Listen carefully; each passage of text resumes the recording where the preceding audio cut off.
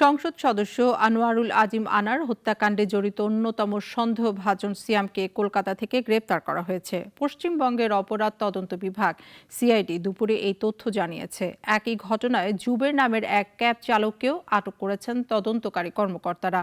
জব্দ হয়েছে সাদা রঙের গাড়িটিও।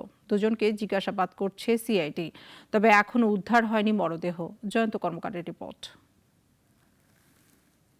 ধীরে ধীরে খুলছে সংসদ সদস্য আনোয়ারুল আজিমের খুনের জট। তার ব্যবসায়িক অংশীদার আখতারুজ্জামান শাহিনের পরিকল্পনায় তাকে হত্যা করা হয়েছে বলেও অনেকটাই নিশ্চিত ভারতীয় পুলিশ।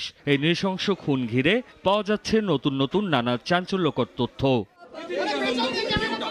সংসদ সদস্যের খুনে জড়িত সিয়াম নামে এক যুবককে আজ কলকাতা থেকে গ্রেপ্তার করেছে সিআইডি।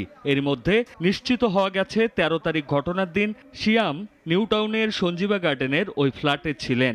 এরই মধ্যে তাকে জিজ্ঞাসাবাদে নিয়েছে সিআইডি।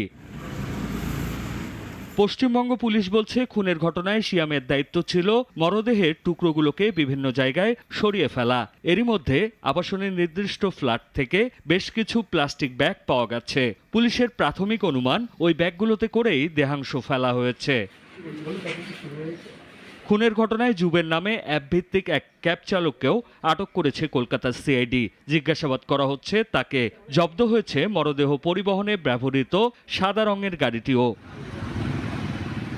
পশ্চিমবঙ্গ পুলিশ বলছে ১৩ মে রাতেই নিউ টাউনের সঞ্জীবা গার্ডেনের বহুতল আবাসনে তাকে খুন করা হয়। ১৪ মে ওই সাদা রঙের ক্যাব গাড়ি করে প্রথম পর্যায়ে আজিম আনারের লাশের অংশ ফ্ল্যাট থেকে বের করা হয় একটি সুটকেসের মধ্যে করে। প্রাথমিক জিজ্ঞাসাবাদে ওই ক্যাব চালক জানিয়েছেন ১৪ মে এক নারী ও দুই ব্যক্তিকে সুটকেস সহ অ্যাক্সিস শপিং মলের সামনে নামান তিনি। অন্যদিকে সিআইডি সিসিটিভি ফুটেজ দেখে জানতে পেরেছে শপিং মলে নামানোর আগে নজরুল তীর্থ এলাকার কাছে গাড়িটি ১৫ মিনিট দাঁড়িয়েছিল। সেই সময় দেহাংশ কোথায় ফেলা হবে সে নিয়েই মিটিং হয় গাড়ির মধ্যে। তাদের সেই আলোচনা শুনতে পারেন গাড়ি চালক, এমনটাই জানতে পারে সিআইডি কর্মকর্তারা।